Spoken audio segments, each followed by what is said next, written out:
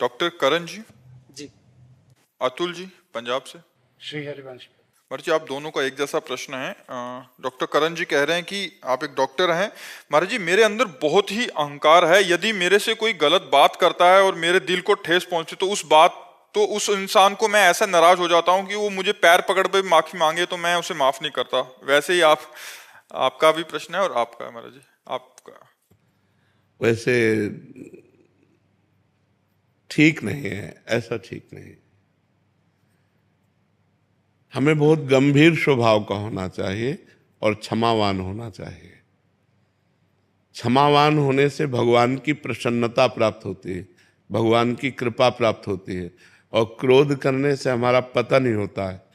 क्रोध हमारे पुण्यों को नष्ट करता है, पुण्यों से ही सुख विधान बनता है।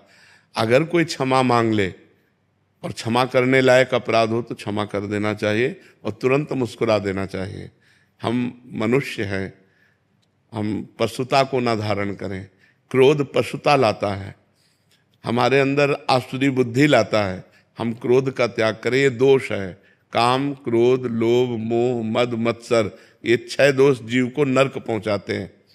त्रिविधम नरकस्येदम द्वारम नाशन मात्मनः कामः क्रोधा तथा लोभा तस्मादेत त्रयम त्यजेत। ये 3 तो खास करके नरक पहुंचा देते हैं, काम, क्रोध और लोभ। इनको तीनों को त्यागना चाहिए। तो हमें लगता है कहीं कहीं क्रोधावेश दिखाने की आवश्यकता होती है, क्रोध करने की आवश्यकता नहीं होती। क्रोध का नाटक करने की आवश्यकता होती है। जैसे अपने शिष्य पर, अपने पुत्र पर और अपने जो अनुयायी हैं, जैसे मान लो आप किसी पद पर हैं और 10 आपकी सेवा में हैं, अगर वो प्रमाद कर रहे हैं तो हमें क्रोध की स्थिति लानी पड़ेगी। आपको अगर किसी मरीज की हानि हो गई तो बहुत बड़ी हानि हो जाएगी, इसलिए आपकी जो सेवा में है उनको एकदम सतर्क रखना पड़ेगा। तो उस समय यदि हम क्रोध का नाटक कर रहे हैं तो सार्थक है। क्रोध अंदर से ना करें। अगर किसी की गलती हमारे प्रति हो गई है और वो हमसे क्षमा मांग रहा है और क्षमा करने लायक है, जैसे लायक शब्द इसलिए बोल रहे हैं कि जैसे स्त्री शरीर है, अब किसी ने गलत दृष्टि से हमें छेड़ा तो हमें एक्शन लेना चाहिए, उसे छोड़ना नहीं चाहिए। क्योंकि अगर उसे हम छोड़ते हैं तो आज हमें छेड़ा, कल और को छेड़ेगा, या आज हमें छेड़ा है तो कल और छेड़ेगा हमें।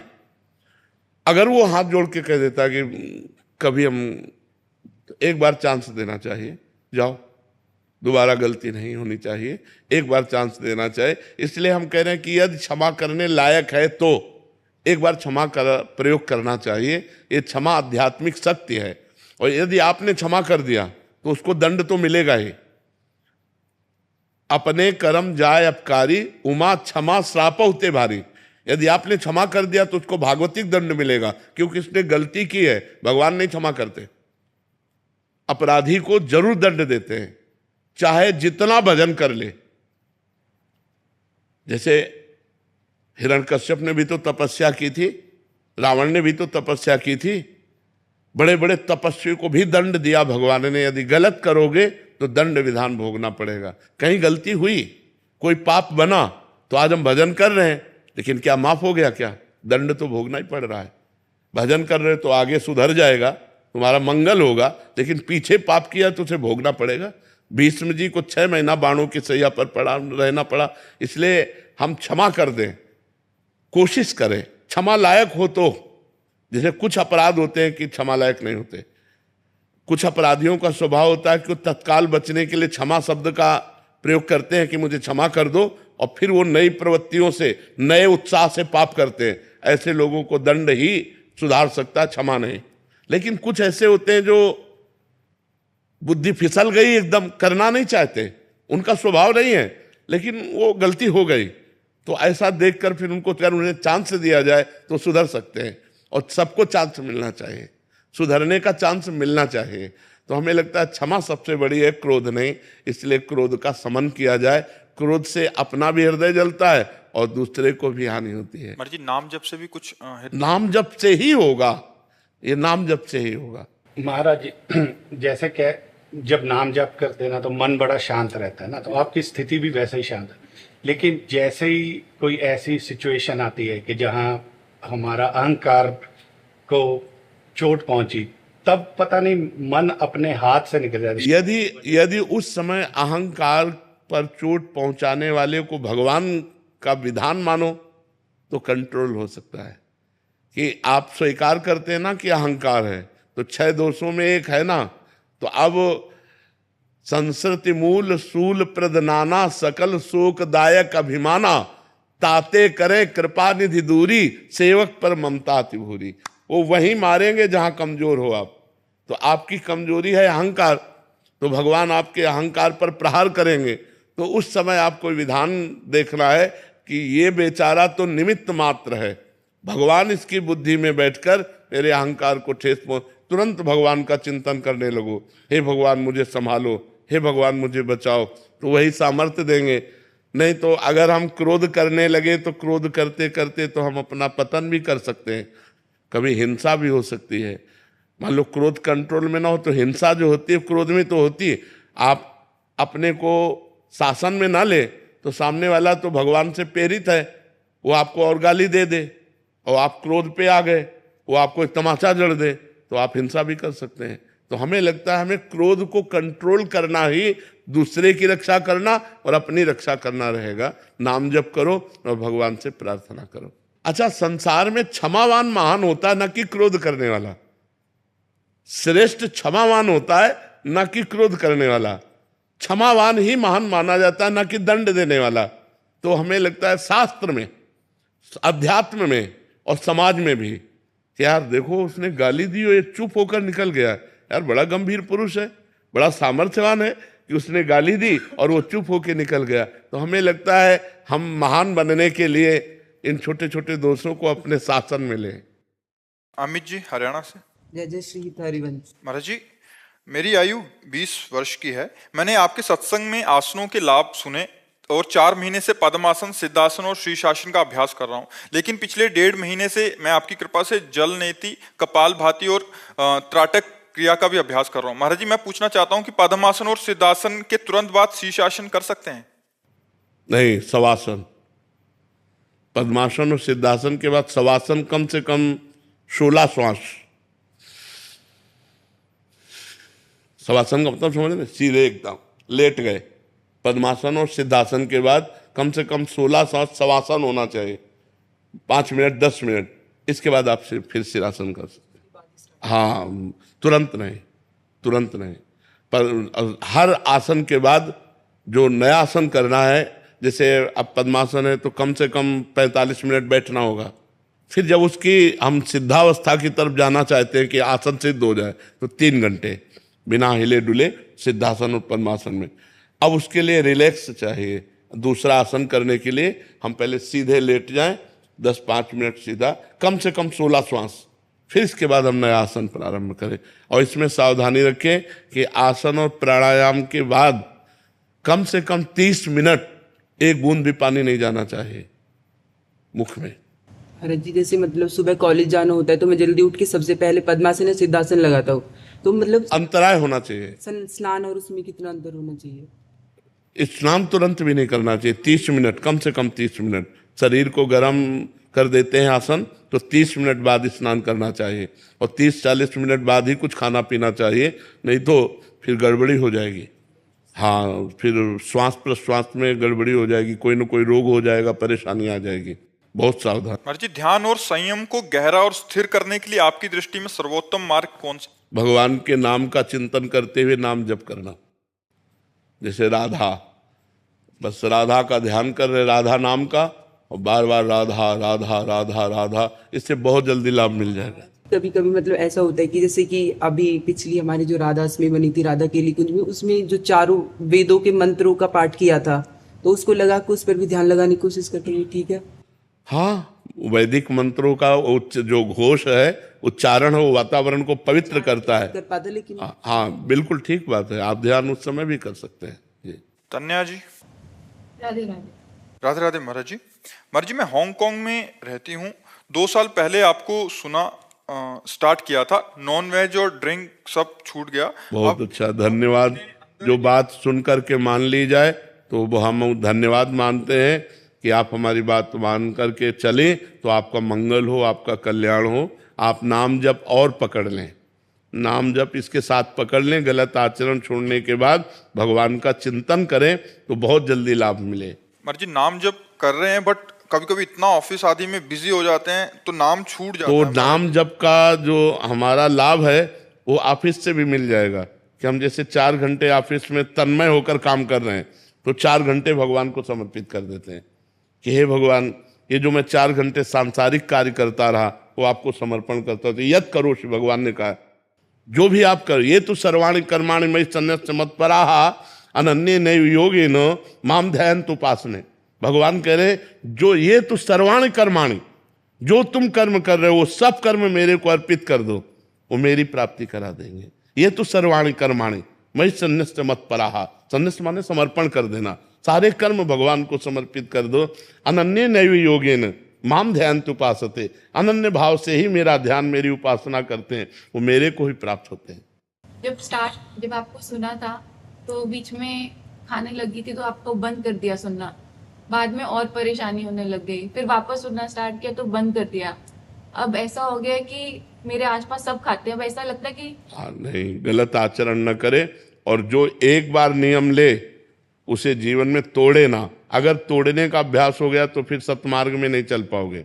एक बार नियम लिया तो मर चाहे जाऊं, लेकिन दोबारा वो गलत कार्य नहीं करेंगे। तो अब नाम जब बहुत चल रहा है, बेटी को भी मैं करवा रही हूँ। बहुत सुंदर, बस अंदर ही अंदर गुप्त रखो और भगवान से प्रार्थना करो चलता रहे। विक्रांत जी वृंदावन से। राधे राधे महाराज जी। महाराज जी हम कैसे समझ सकते हैं कि जीवन में ये जीवन हमारा अंतिम जन्म है? जब पेट भर जाता है तो पड़ोसी से नहीं पूछना पड़ता, अपने आप अनुभव हो जाता है कि हम छक गए। ऐसे ही जब भगवत प्राप्ति हो जाती है तो किसी से प्रमाण नहीं लेना पड़ता और अपने को पता चल जाता है कि अब मेरा काम हो गया, मैं जन्म मरण से मुक्त हो गया। उसके कुछ बाहरी लक्षण हैं, निर्माण अमोहा जित संग दोषा अध्यात्म नित्या विनिवृत्त कामा द्वंद्वैर विमुक्ता सुख दुख संगई गच्छन्त मूढ़ा पद्मव्ययम तत्। वो अव्यय परम पद को जो प्राप्त हो गया है उसकी स्थिति होती है, वो मान रहित होता है, उसमें मान का लेश भी नहीं रहता। निर्माण अमोहा, वो मोह रहित हो जाता है। जित संग दोषा, किसी भी विषय वस्तु व्यक्ति स्थान का उसके ऊपर कोई प्रभाव नहीं पड़ता, वो समस्त दोषों पर विजय प्राप्त किए होता है।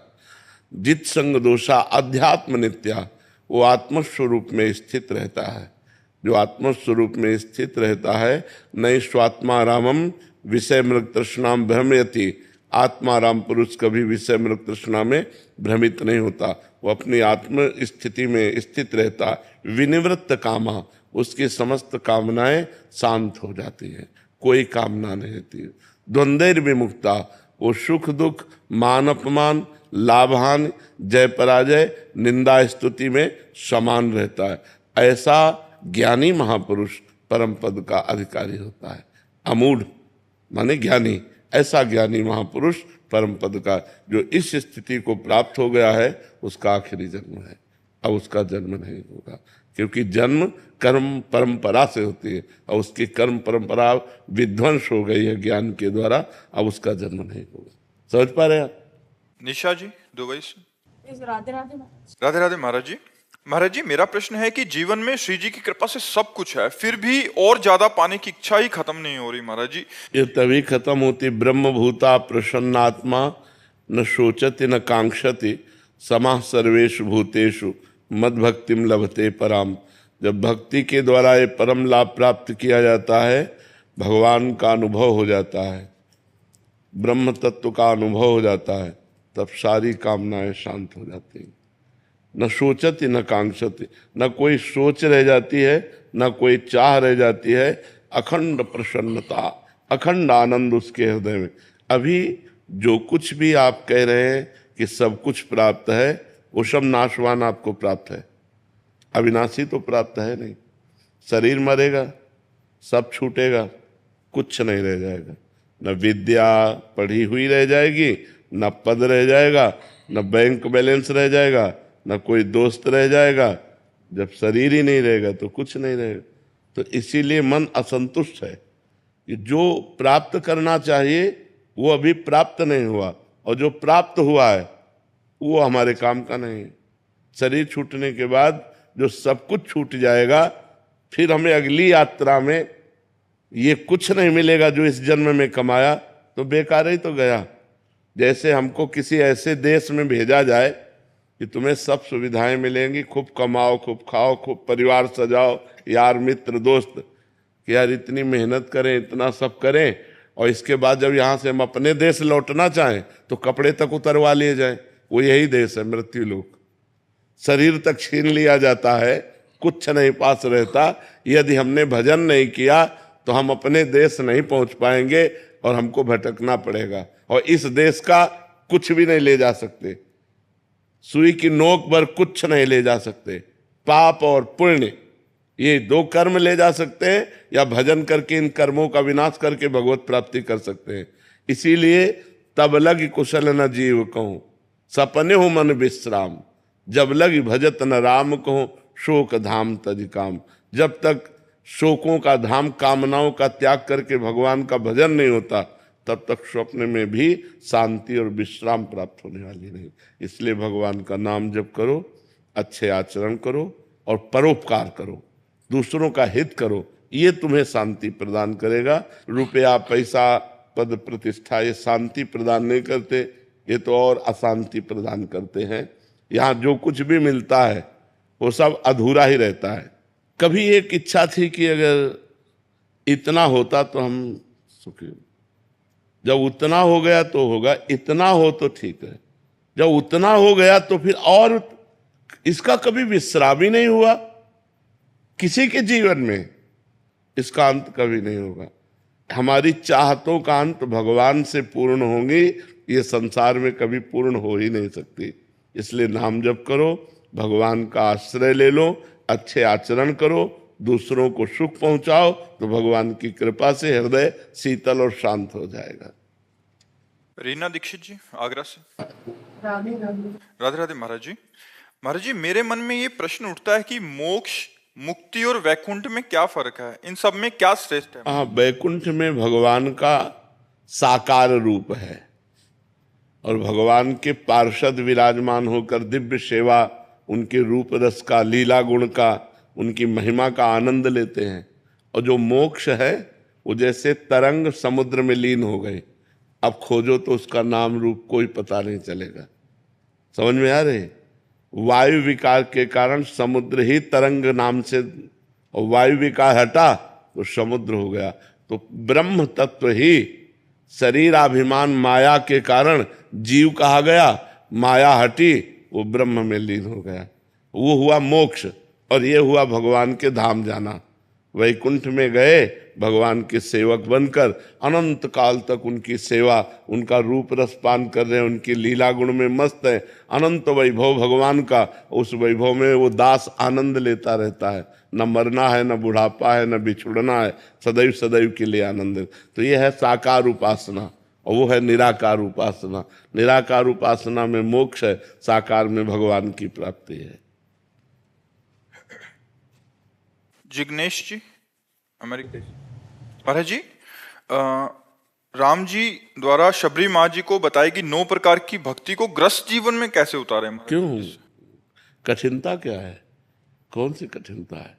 महीना 15 दिन में जब कभी समय मिले, एक आध दिन के लिए, तो जहाँ आसपास संत हों वहाँ चला जाए और उनके श्रीमुख से भगवान की जो चर्चा सिद्धांत सुने, उसे खूब मनन करे।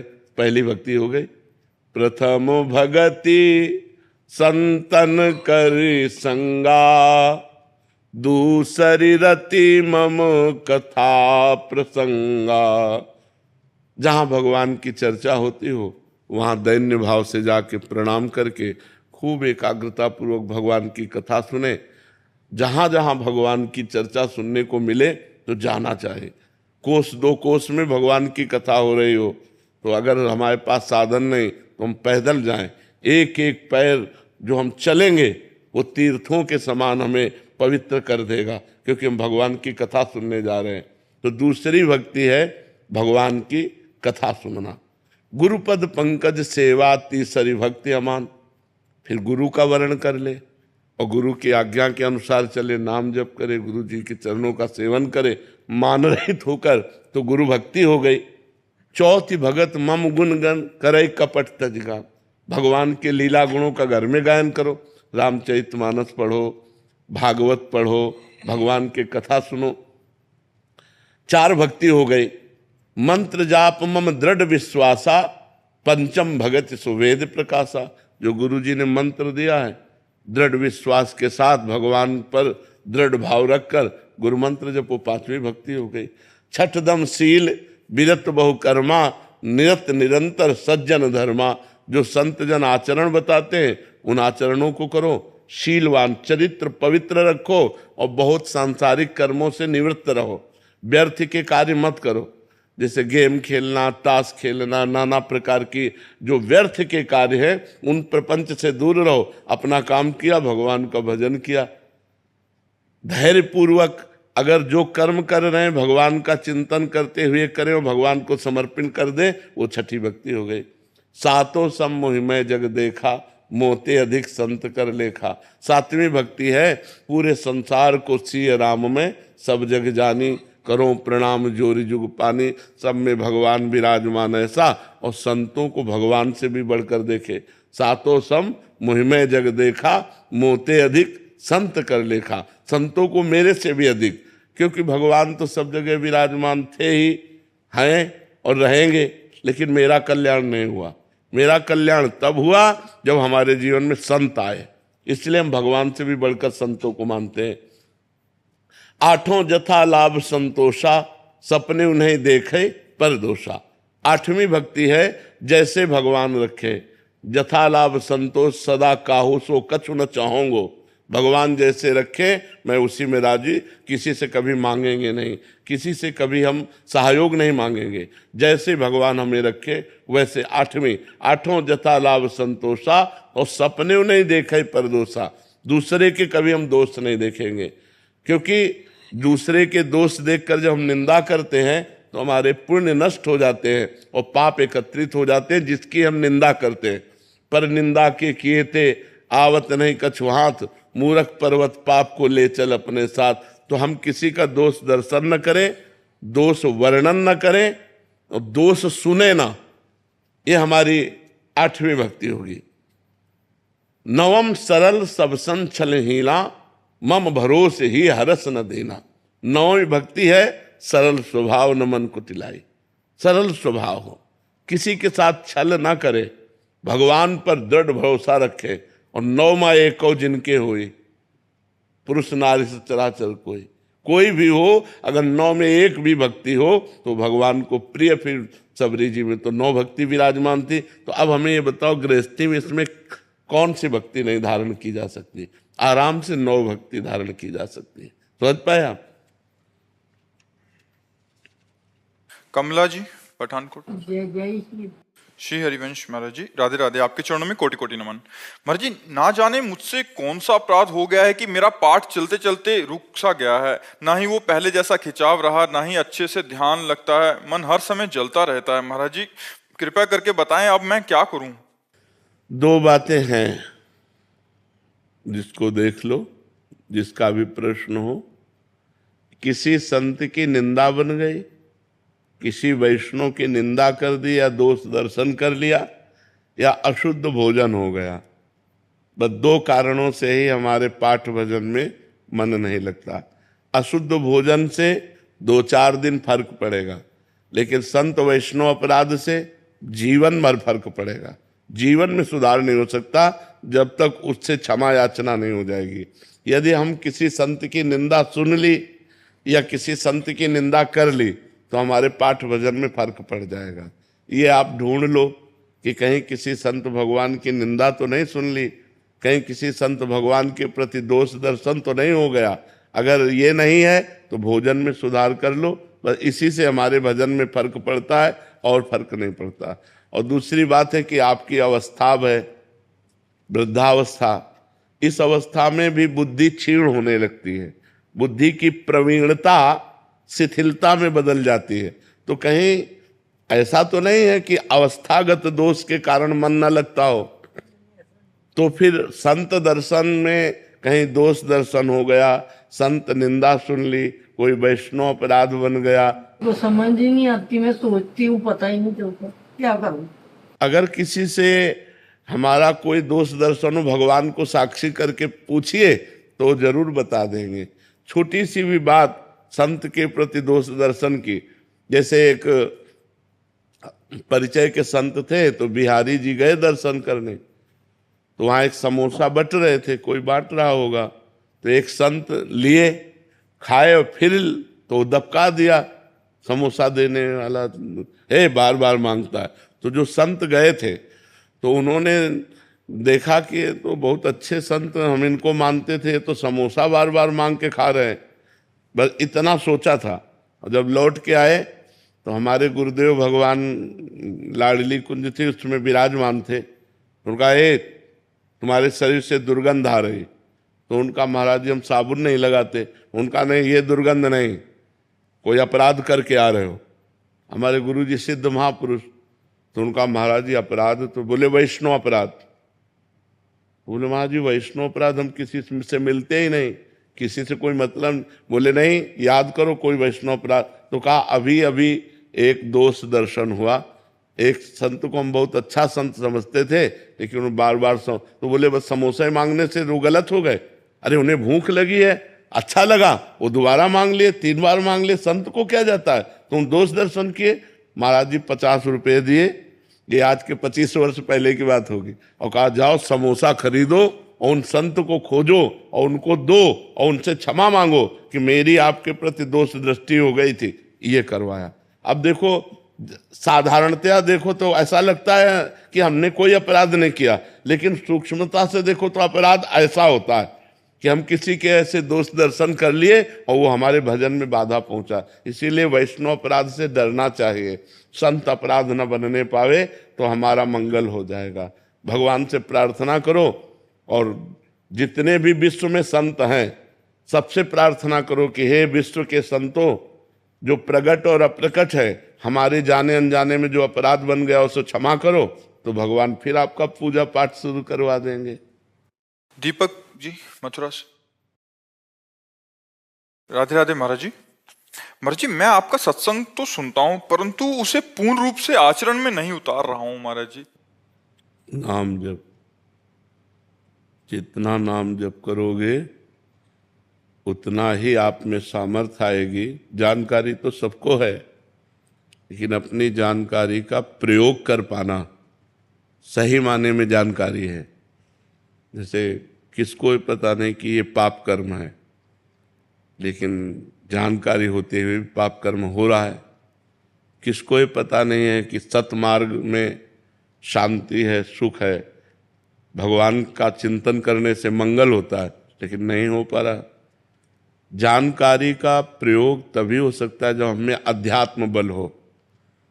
नहीं करना तो नहीं करना, ये करना है तो करना है, इतनी सामर्थ्य आती है नाम जप से। बिना भजन किए खूब प्रवचन कर लो, खूब प्रवचन सुन लो, लेकिन आचरणों में परिवर्तन नहीं होगा। आपकी उन्नति हो रही है आध्यात्मिक, ये आचरणों में। आपके आचरण अच्छे हो जाएं, आपका व्यवहार अच्छा हो जाए, आपका चिंतन अच्छा हो जाए, तो आप अच्छे हो गए। तो नाम जप करो, बिना नाम जप करने के सामर्थ्य नहीं आती। नाम जप से सामर्थ्य आती है। जो जितना भजनानंदी होता है उतना ही महान होता है, उतना ही हर विषयों पर विजय प्राप्त कर लेता है। और जो भजन नहीं करता तो बातें बनाने से माया पर विजय प्राप्त नहीं की जा सकती। केवल बात करने से काल पर विजय प्राप्त नहीं की जा सकती। रुपया पैसा इकट्ठा हो सकता है, भगत जगत इकट्ठा हो सकता है, लेकिन माया पर विजय प्राप्त नहीं की जा सकती। इसलिए डट के नाम जप करो। जो नाम गुरु जी ने दिया है हर समय उसे जपते रहो, उसी से आनंद की प्राप्ति होगी। निशांत सागर जी दिल्ली से। राधे राधे महाराज जी। महाराज जी पद पर बैठ के अपने अधिकार का दुरुपयोग ना हो, ये किस प्रकार सुनिश्चित किया जा सकता है? क्योंकि अपने अधिकार का पता होता है। मास्टर हो तो आपको पता है, डॉक्टर हो तो आपको पता है, जज है तो आपको पता है, वकील है तो अपने अधिकार का पता ना, तो पदाधिकारी कैसे? अपने अधिकार का तो कानून का पता है ना, कि मैं जिस पद पर बैठा हूं ये अधर्म है और ये धर्म है, सबको पता होता है। लेकिन अपनी इंद्रियों को काबू ना करने के कारण, अपनी कामनाओं को काबू ना करने के कारण हम अधर्म में उतर जाते हैं। अब घूस दे करके पदाधिकारी बना है, अब वो घूस लेकर के पहले अपना घर भरेगा, तो ये सब अधर्म है, ये सब पाप कर्म है। योग्यता के अनुसार जो हमें पद मिला है, उस पद के कानून के अनुसार यदि हम चले और भगवान का नाम जप करें तो कभी दुरुपयोग हो ही नहीं सकता पद का। पद का दुरुपयोग जब होता है जब हमारी शुरुआत ही गलत होती है। हम अपनी लायकात से नहीं पद को प्राप्त करते, हम घूस से पद को प्राप्त करते हैं, तो फिर घूस की ही तरफ हमारी महान दृष्टि होगी, क्योंकि दोषी मुक्त होने के लिए ही रुपया देगा। निर्दोष के पास इतना पैसा कहाँ कि आपको दे पावे? तो निर्दोषी फंसेगा और दोषी मुक्त होगा, तभी आपकी अटैची भरेगी और तभी आपकी दुर्गति होगी। तो जो दुरुपयोग होता है पदों का, उसका सदुपयोग करने के लिए सत्शास्त्रों का स्वाध्याय और सत्संग, तो हमारी बुद्धि शुद्ध रहेगी और सबको अपने अधिकार का पता होता है कि हम गलत कर रहे हैं या हम सही कर रहे हैं, सबको पता होता है, क्योंकि सबके हृदय में भगवान बैठे हैं। वो सबको बताते हैं कि अब गलत करने जा रहे हो आप। पर वो रुपए या प्रलोभन, वस्तु, व्यक्ति, स्थान का प्रलोभन, उसको ये ज्ञान टिकने नहीं देता कि गलत हो रहा है, जो होगा सो होगा, वो गलत कर बैठता है। महाराज जी, अधर्म से आए हुए धन का परिणाम क्या होगा? नाश। खुली शब्द है नाश, खुला शब्द है नाश। परिवार में अशांति, शरीर में रोग, परिणाम में नाश, ये पक्का है। उस अब हम लोग बहुत छोटे जीवन वाले इसलिए देख नहीं पाते हैं पूरा जीवन। धर्म से चलने वाला ही टिकता है, अधर्म से चलने वाले का नाश ही होता है। जिन खोपड़ियों के बल से अहंकार करता था रावण, उन्हीं खोपड़ियों को बंदर लात मार के फुटबॉल की तरह खेलते थे। जब युद्ध क्षेत्र में भगवान ने 20 बार उसकी खोपड़ी काटी, तो ऐसे लात मारते थे बंदर, जिसके चलने मात्र से पृथ्वी कांपती थी। तो अधर्माचरण करने के कारण उसका ये हालत हो, अधर्माचरण का परिणाम नाश। महाराज जी, अभी जो दोनों तीनों प्रश्न हुए उसका सारांश महाराज जी निकला, हम तत्काल परिणाम को ही दे रहे हैं, और जो अंततोगत्वा परिणाम है, हम परिणाम की तरफ दृष्टि नहीं रखते, हम तत्काल लाभ की तरफ दृष्टि रखते हैं। तत्काल लाभ की तरफ दृष्टि हमारी बुद्धि को दूषित कर देती है। बुद्धिमान वही है जो परिणाम को देखे, तत्काल को नहीं। पर महाराज जी, लोभ उस समय, उस लोभ को कैसे? इसीलिए सत्संग और शास्त्र स्वाध्याय, नाम जप, जिससे हम अपनी बुद्धि को कंट्रोल में रख सके, वो अध्यात्म के द्वारा ही कंट्रोल हो सकती है, सांसारिक बुद्धि के द्वारा नहीं। सांसारिक तो लाभ दिखाई देगा, लेकिन परिणाम नहीं सोच रहा है कि घर में पत्नी को कैंसर हो जाएगा, एक्सीडेंट हो जाएगा और भी हानियां हो सकती है। नहीं भैया, हम बेईमानी का पैसा नहीं लेंगे। जो परिणाम को सोचता है वो बेईमानी नहीं करेगा, जो तत्काल को सोचता है वो बेईमानी कर बैठेगा। नितिका जी अंबाला से। राधे राधे महाराज जी। महाराज जी, आज के समय में अपनी एक मनोकामना पूर्ण ना होने पर हम भगवान से अपना भरोसा उठा लेते हैं। महाराज जी, आज सब्र और दूरदर्शिता कैसे आएगी ऐसे में? मतलब नहीं, हम ये कह रहे हैं कि कामना की पूर्ति का उपाय तो समझिए आप, किसका प्रश्न है? हाँ, कामना की पूर्ति, ऐसे कामना की पूर्ति कैसे हो जाएगी? हम बैठे बैठे कहें हमें भोजन मिल जाए, भोजन मिल जाए, भोजन मिल जाए, मिल जाएगा? हमें कम से कम हमें यही कहे ना, तो किसी के दरवाजे पे जाके कहे हमें भोजन दे दीजिए, तो 2-4 घर नहीं मिलेगा, एक घर में तो कोई दयालु दे देगा। हम भगवान से मांगते हैं तो क्या समझकर मांगते हैं? ऐसे मिल जाएगा? या तो आपका भजन हो, पाठ हो, तपस्या हो, तो आप मांगो, तो उसके परिणाम से आपको मिलेगा, और या भगवान से प्रेम हो। दोनों नहीं है, दोनों नहीं। भगवान से अपनापन नहीं है, जैसे हम अपने पिता से मांगते हैं, अपने स्वामी से मांगते हैं। भगवान से इतना प्रेम लगाव तो हो कि प्रभु एक पिता जैसा, एक अपना जैसा, कोई लगाव नहीं भगवान से, और आपके पास तपस्या नहीं, तो कामना की पूर्ति कैसे हो जाए? हमें बताओ, कैसे हो जाए? फिर तो चराचर जगत भगवान का बच्चा है, सब कामना ही कर रहे हैं, तो सबकी पूर्ति हो जानी चाहिए। लेकिन शर्त है, 2 बातों में से एक बात आप में होनी चाहिए, या तो भगवान से पूरा लगाव होना चाहिए और भगवान पर पूर्ण समर्पित होना चाहिए। भगवान के सिवा दूसरा कोई सहारा नहीं होना चाहिए। पक्का कामना की पूर्ति हो जाएगी। और या फिर इतना पाठ पूजा होना चाहिए, जब तब पाठ पूजा हो तो कामना करो तो पूर्ति हो जाएगी, ऐसे कामना करो तो फिर ऐसे कैसे पूर्ति हो जाएगी। चराचर जगत कामना ही तो कर रहा है, सबकी पूर्ति हो जाए, ऐसे भगवान नहीं सुनते। देखो भगवान स्वयं कहते हैं, भाव का भूखा हूं मैं और भाव ही एक सार है, भाव से मुझको पुकारे तो भाव से बेड़ा पार है। भाव बिन सुनी पुकारे मैं कभी सुनता नहीं, भाव बिन सुनी पुकारे मैं कभी सुनता नहीं, भाव पूरित टेर ही करती मुझे लाचार है। कामना पूर्ति करने के लिए भगवान को विवश कब हो जाएगा? जब जैसे बच्चा अपनी माँ से कहता है, अपने पिता से कहता है, तो हम भगवान को अपना माने तो भगवान को तो अपना नहीं मानते, और भजन साधन है नहीं तो कामना क्यों पूर्ण हो? हमें बताओ। अब जैसे आप कह रहे हो कि हम 5,000 का भोग लगा देंगे, महाराज जी घूस देते हैं। भगवान के दरबार में घूस नहीं चलती, ये पक्की बात समझो। जिनको ये बात समझ में आती है कि हमने बिहारी जी को एक भोग माना और हमारा काम पूरा हो गया, वो भूल में है। बिहारी जी भोग में आके तुम्हारा काम नहीं पूरा किए, वो काम पूरा होना था इसलिए पूरा हो गया। बिहारी जी घूस ले लेते, राधा वल्लभ जी घूस ले लेते, ये तो उदार है, उदार दानी है, ये लेके नहीं देते, उदार दानी है। बस इतना मान करके आप प्रभु से प्यार तो करो, थोड़ा भजन साधन करो। अब ऐसे ही कामनाओं की पूर्ति तो कैसे बताए। जैसे दिनों का वहम क्यों करते हैं महाराज जी? सारे दिन भगवान के हैं तो जैसे मंगलवार को नहीं करना। नहीं, इसमें शास्त्र मर्यादा है, इसमें जो शास्त्र मर्यादा है उसका हमें पालन करना चाहिए। जैसे संध्या के समय मैथुन नहीं करना, भोजन नहीं करना, शयन नहीं करना, उस समय जप करना, भगवान का ध्यान करना, तो शास्त्र जो आज्ञा करता है हम अगर उसका पालन करेंगे तो हमारी उन्नति होगी। अब जैसे गुरुवार के दिन किसी भी स्थिति में बाल नहीं कटाना, द्वादशी के दिन किसी भी स्थिति में तुलसी जी को नहीं छूना, तो जो शास्त्र मर्यादा बनाई गई अब उसमें हम क्यों नहीं कह सकते? क्योंकि ये ब्रह्म ऋषियों के द्वारा बनाई हुई मर्यादा है। बुधवार को और शुक्रवार को आप बाल कटवा सकते हैं, लेकिन अन्य दिनों में कटवाने से आपके पुण्य क्षय होंगे। ब्रह्म ऋषियों ने जो मर्यादा बना रखी है, अगर हम उससे चलेंगे तो हमें ज़्यादा लाभ मिलेगा। अब रोज सुबह लोग बाल आदि, तो हम कहते हैं केवल बृहस्पतिवार को मत करवाओ, और ना मानो तो गुरुवार का दिन परम पवित्र गुरु के लिए है, उस दिन आप क्षौर कर्म न करें, बिल्कुल निषेध है। नहीं, उससे पुण्य नष्ट होते हैं, आयु नष्ट होती, बुद्धि नष्ट होती। अब अगर आप नहीं मानोगे तो वैसे ही आपके आचरण होते चले जाएंगे, गिरते चले जाओगे। देखो आप सब लोग यहाँ क्या देखने आए हो, हम आपको बता रहे हैं। आप यहाँ क्यों आए हो?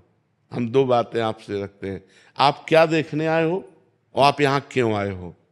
तो आप यहाँ देखने आए हो साधुता, भगवान के भक्त का दर्शन जो शास्त्र के अनुसार चलता है। आप आए हो अध्यात्म को पाने के लिए, आप आए हो सुख शांति के लिए, आए हो कि नहीं? अगर हम धर्म से ना चलते हो तो आप हमारे दर्शन करने आओगे क्या? हम भी तो एक मनुष्य हैं, हम भी तो आप जैसे ही हैं। अगर हमारे अंदर अध्यात्म ना हो तो आप क्या सुनने आए हो? तो आप सोचो, उन्हीं ब्रह्म ऋषियों ने ये मर्यादा रखी। वैसे ही जब हम चलते तो हमारे अंदर तेज, हमारे अंदर शांति, हमारे वचनों का प्रभाव, हमारे दर्शन मात्र से तुम्हें सुख मिलेगा, तो क्या वो आप नहीं बन सकते? आप विचार करो। तो जो शास्त्रों में लिखा है उस पर हम क्यों में नहीं लगाते, उसका हम आचरण करते हैं। जैसे डॉक्टर कहता है कि आपको ये नहीं खाना, ये नहीं खाना, ये नहीं, तो हम उनसे क्यों बोलते हैं क्या दही नहीं खाना? अरे भाई दही तो बहुत अच्छी चीज है, क्यों नहीं खाना? क्योंकि तुम्हारा रोग बढ़ जाएगा। जब तुम ठीक हो जाओगे तब तुम सब कुछ कर सकते हो, लेकिन जब तक ठीक नहीं होते तब तक तुम्हें दही नहीं खाना, ऐसा मना किया जाता ना। जब तक हमारा ज्ञान नष्ट नहीं हो जाता तब तक ये सब बातें, और ज्ञान नष्ट हो गया तो फिर कोई नियम नहीं, फिर वो सबके ऊपर पहुंच जाता है। जब स्वस्थ हो गया तो खूब दही खाओ, क्या परेशानी है? जब आप आत्मा स्वरूप में स्थित हो गए, देह भाव खत्म हो गया, तो बार बने या बना रखा रहे, क्या फर्क पड़ता है?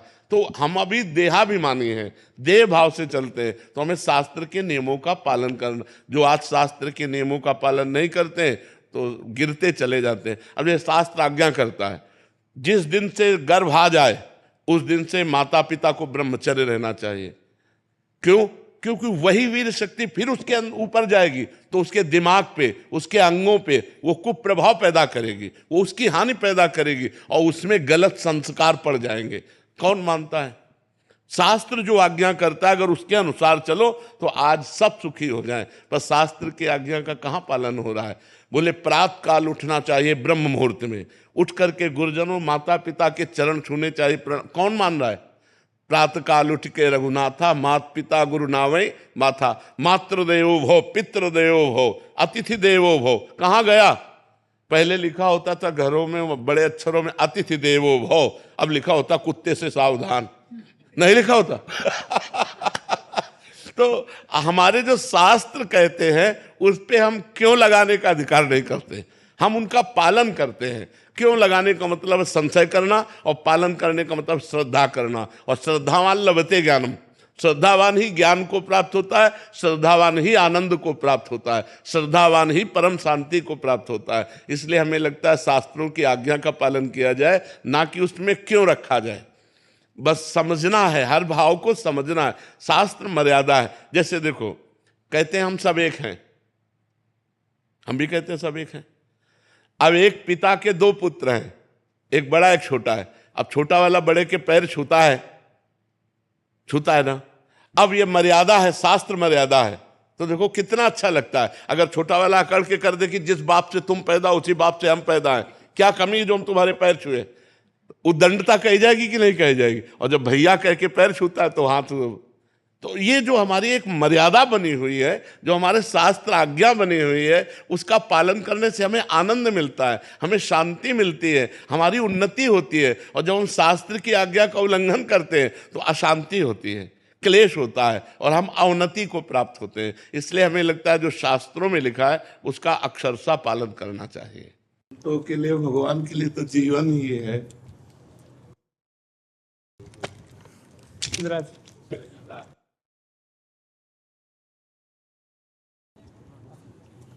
आपके तो दर्शन ही है भाई, विराज आपके ऊपर विराज महाराज जी।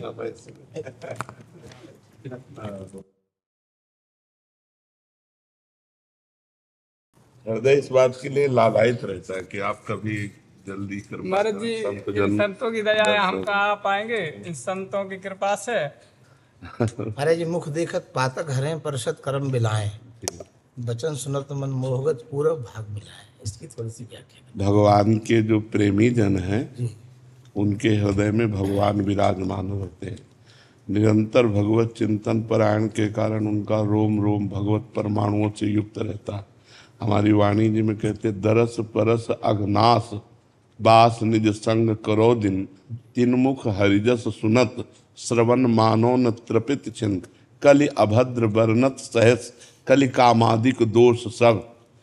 जितने भी दोष हैं, जितने भी पाप हैं, जितने भी ताप हैं, ये सब भगवान नाम के प्रभाव से नष्ट होते हैं और संतों के हृदय में भगवान नाम निरंतर विराजमान रहता है। इसलिए संत के दर्शन मात्र से समस्त पापों का नाश लिखा, संत दरस जिम पातक टरई। भगवान के प्रेमी जो महात्मा जन हैं उनके हृदय में भगवान नाम विराजमान है। महात्मा की महिमा भगवान से है, भगवान की महिमा का ज्ञान महात्मा से है। बिना संत महात्माओं के श्री मुख से भगवत चर्चा सुने हमें भगवान के महात्मा का ज्ञान नहीं होता। और संतों के hृदय में भगवान का महात्मा प्रकट है। संत महिमा भगवान से है।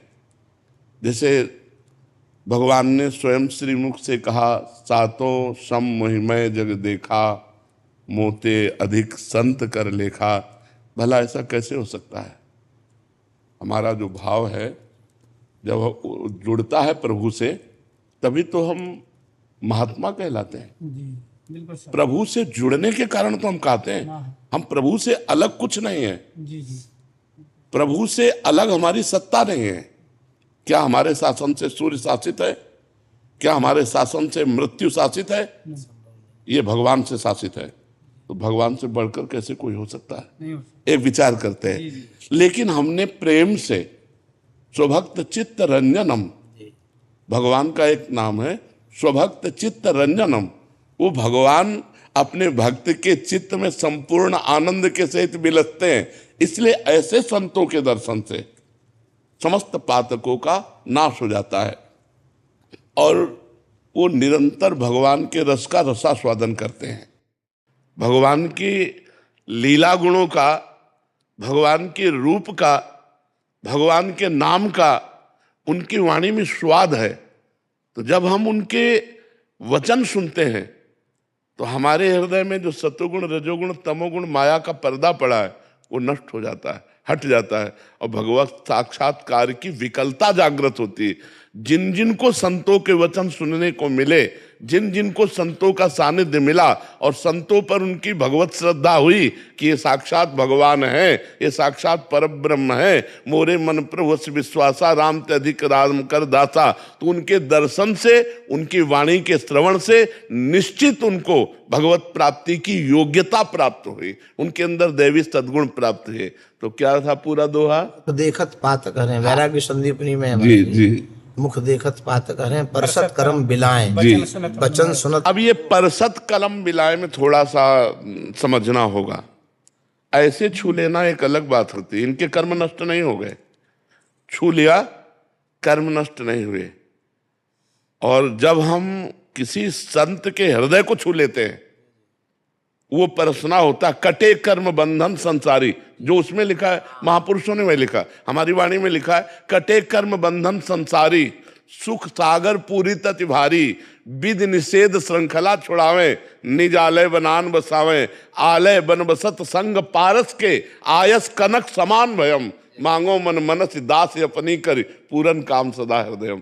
जिस समय हम किसी संत के हृदय का स्पर्श प्राप्त कर लेते हैं, हृदय का स्पर्श, आपने ऐसी सेवा, ऐसा समर्पण किया कि वो आंतरिक चिंतन में आ गए, आप उनके आंतरिक चिंतन, ये स्पर्श माना जाएगा। जो बाह्य स्पर्श है उससे कर्म बंधन नहीं कटते, पाप क्षीण हो जाएंगे, तीर्थी कुर्वन्ति तीर्थानि, इतने संत पवित्र होते हैं, पर कर्म बंधन नहीं कटेंगे। कटे कर्म बंधन संसारी, ये तभी हो सकता है जब वो हृदय से आपका चिंतन करें।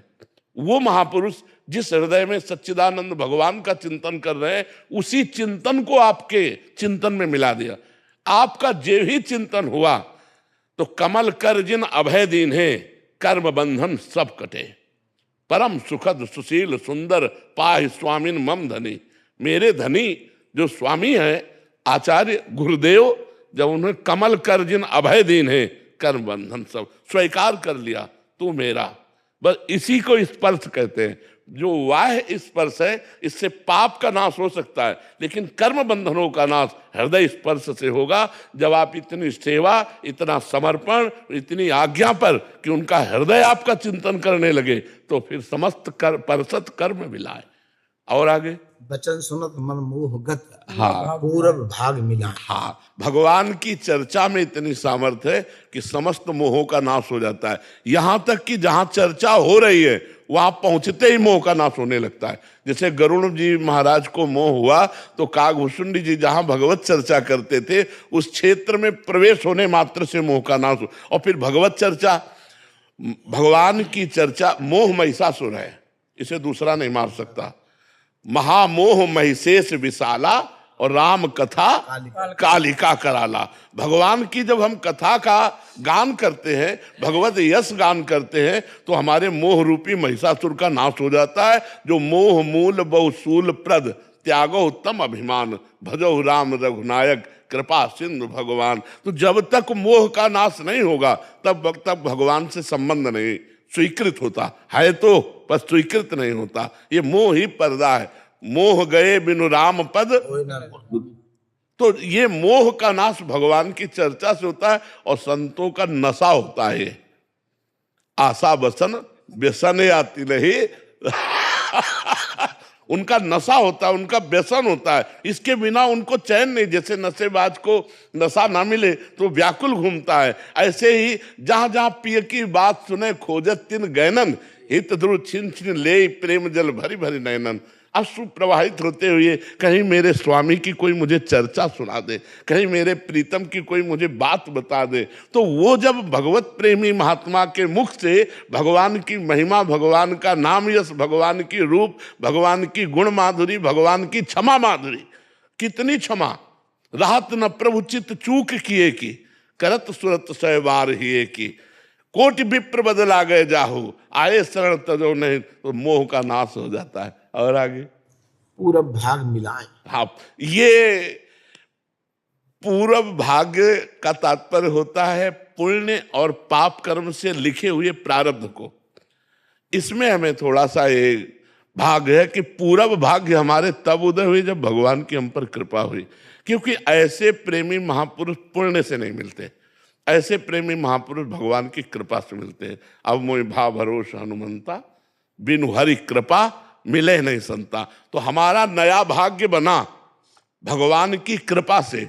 जो हमारा पूर्व पाप पुण्य से रचित भाग है उसकी महिमा नहीं है कि किसी भगवत प्रेमी महात्मा से मिला दे। जब द्रमहि दीन दयालु राघव तो साधु संगति पाइए, तो हम उसे पूर्व भाग यही समझ लेते हैं कि भगवान पता नहीं कौन से सुकृत से प्रसन्न हो गए और हम पर कृपा कर दी कि हमें साधु संग मिल गया।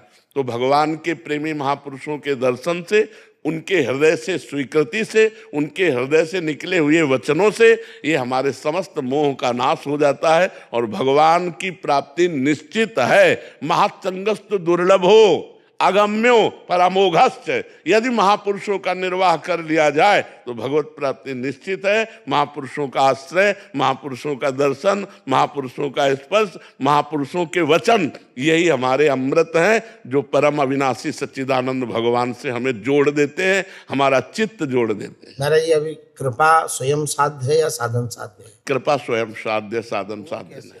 वो पता नहीं कब कहाँ किस पर हो जाए, इस पर नहीं कहा जा सकता। कृपा के लिए साधन पथ पर, हमारा साधन पर विश्वास नहीं है, हमारा कृपा पर विश्वास है। साधन तो आज हमारे पैर ठीक है, परिक्रमा कर रहे हैं, कल टूट गया तो, आज हमारे हाथ ठीक है तो ठाकुर सेवा कर रहे हैं, कल हाथ टूट गया तो, आज हमारी बुद्धि ठीक है तो हम चिंतन कर रहे हैं, कल बुद्धि भ्रष्ट हो गई तो, हमें इन पर विश्वास नहीं है, सब प्राकृतिक है। बस मम भरोस ही हरस न देना।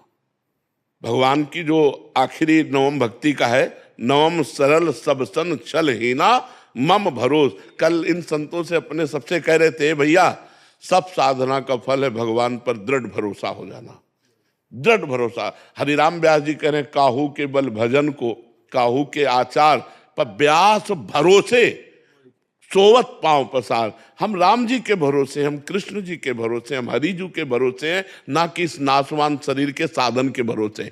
साधन कुछ होता है, उससे सब कुछ नहीं मिल सकता।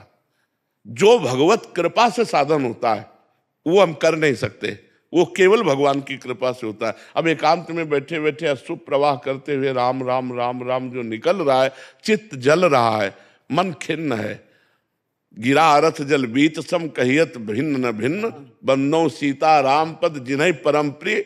कुछ अच्छा नहीं लग रहा, कुछ लोक परलोक सुख कुछ अच्छा नहीं लग रहा। एक मन में उदासी छा गई है और अशुभ प्रवाह होकर के वो राधा राधा या राम राम रट रहा है। ये साधन नहीं है, ये साध्य है, ये कृपा से होता है।